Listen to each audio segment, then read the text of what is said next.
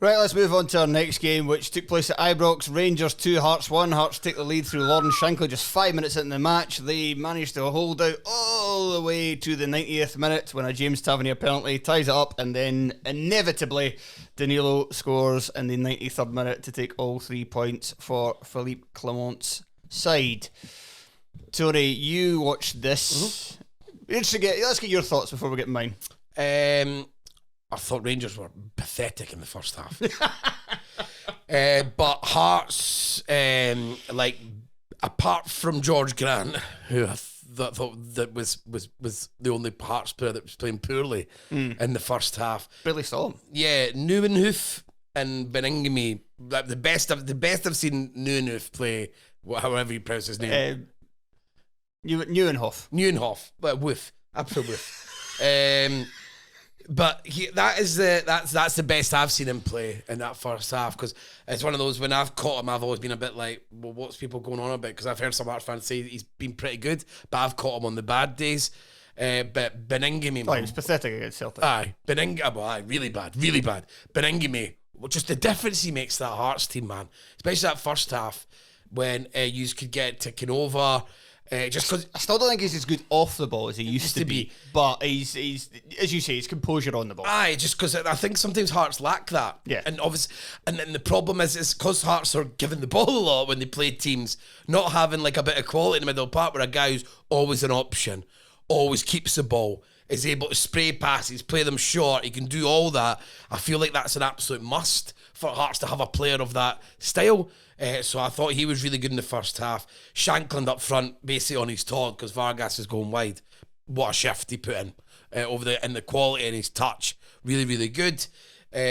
Rowles, absolutely superb. Best I've seen Rowles play in ages. Yeah, ages.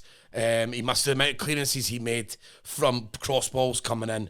He is very good at that. He's not good at doing it with his head. But he's very good. He's reading of getting it, positioning for crosses. Really good.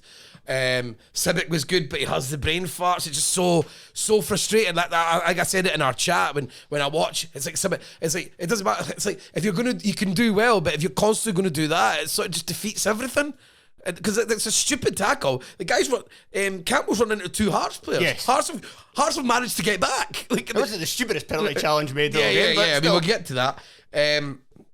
So there was a lot of positives, and I know you're not a Naismith guy, but you can see a game plan. You can see what has been worked on over the week, and they're positives that he can clearly get his message across for this game. Because Hearts, similar, will come on to Hibs.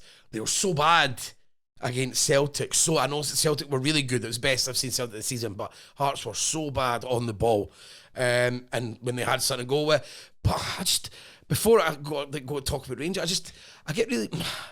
I know a lot of it is because Rangers really put the pressure on, but Hearts just didn't keep the ball at all in the second half. I thought you were going to say, because Naismith changed it at half time, so it was a 3-5-2 and he changes it to 5-4-1.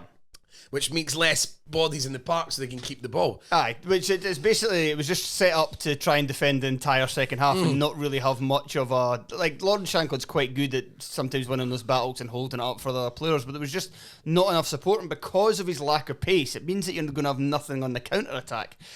And it was... but I've still not really made up my mind. I've seen some Hearts fans complaining about it, felt that it was just far too defensive, and if you're going to win at Ibrox... You get that early goal, you're going to likely need another one. It's very unlikely you're going to keep Rangers out, even as poor a Rangers team as this one can be, that you're just going to keep them out for 90 minutes. But at the same time, because Rangers are as poor as they are, after that initial 15-20 minutes, which I kind of got as well, I actually thought maybe after 15-20 minutes, maybe change it again. Maybe stick Vargas back up front again. Yeah, his pace was certainly causing them problems. And it was the first sort of 20 minutes of the second half is when Rangers really sort of were turning the screw a bit, and Hearts looked like, I was like... But when Sam Lammers kept getting chances, everything was fine. Because I thought the goals got to be coming. But then it was one of those weird ones that actually the Hearts started to look more comfortable as the half went on. You felt like Rangers had run out of ideas. Yeah, and because, I mean...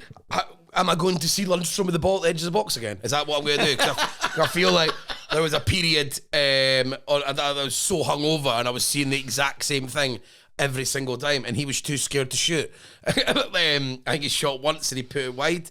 But I wasn't even that bad a shot. Yeah, it was all right, but they were just Rangers, like especially for the second half, they were energised and they were working hard. They were creating, but there's still that lack of quality when they were playing. And like Danilo just has to play. He has to play. Like Dessers and Lammers. I don't, Lammers especially. It got to the stage, could someone take him off for his own good? Yeah. I don't know what two managers are now seeing in him. It's because he looks like a player. He's got the lead dips in his shoulder, the hair.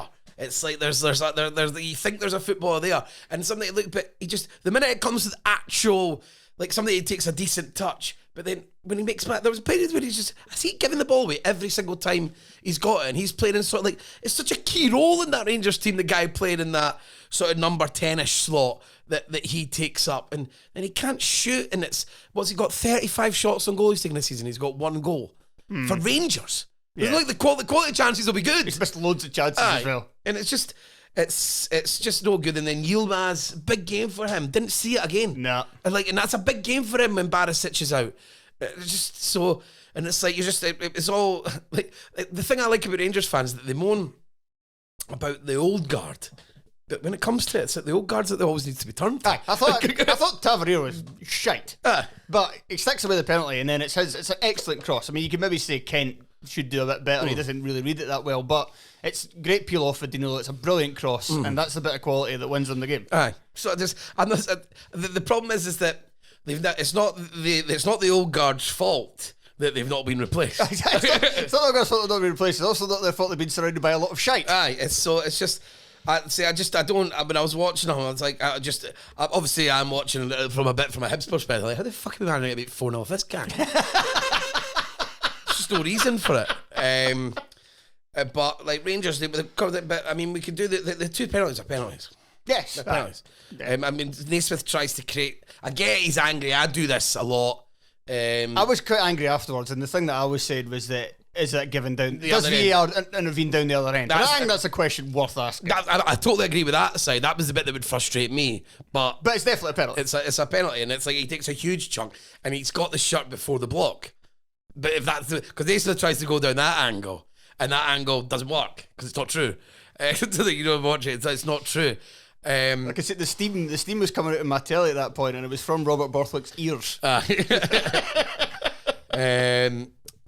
So it's Harren's done. He's done. And it's not a surprise because he's had so many bad injuries, and he was never the most agile player anyway. No. So like, if we got him till the end of the season, try him in the back 3. Yeah, maybe because you can protect. Because he was a defender before he arrived, and then he can turn it, and he can't play. He can play good if he gets more space. Because used to be great switch and play, Harren. That was like his main sort of like go-to attribute. Spin and then spray. Although maybe it doesn't say much from being a defender of this is how you defends. Yeah, I suppose. But but maybe him in a back 3, he could make sort of big swinging cross-field passes because he wouldn't be under as much pressure. But yeah, I think the only final thing to say in this game is that Danilo is basically, he's got to continue this to save Rangers' season. Any hope of them mounting a challenge to Celtic? Just can't see where, like, both of them. The one nice thing is that as we'll go to, there's a lack of depth. So because we'll go on to talk about the Hibs Celtic game, and I'll talk about the period that I was like, maybe we're getting somewhere here, because when they were taking players off, they're getting worse, and it was the same with Rangers. Yeah, we got right. Ross McCausland, who actually looked alright. Yeah, he's a young player. Like, you don't usually expect Rangers to bring some youngster off the bench to change a game for them. Yeah. It's like there's a lot. They've got Danilo as depth, but that means that when he's starting, they're bringing on Dessers and Lammers. That's not going to work. And then obviously Ryan Jack's. They've got quality depth in like Tom Lawrence and Kamar Roof, but they're always injured. They're always. Like, Roof's always injured. Yeah. And Jack's just, I think Jack's, it's like Haring, the injuries have caught up. Yes. I think eventually he's just on his way out now. So like you're thinking it, you're like, so Rangers, they have to make changes, and they're just getting like conceivably worse at each change. So I don't know what I don't know where Rangers to go. They've invested so much money that Clement's going to have to get something out of these guys. They're not going to be able to go on a spree in January. They spent a lot in the summer there, so I feel like they're just going to stand still, and it's for someone in that League Cup to take advantage. Aye, absolutely.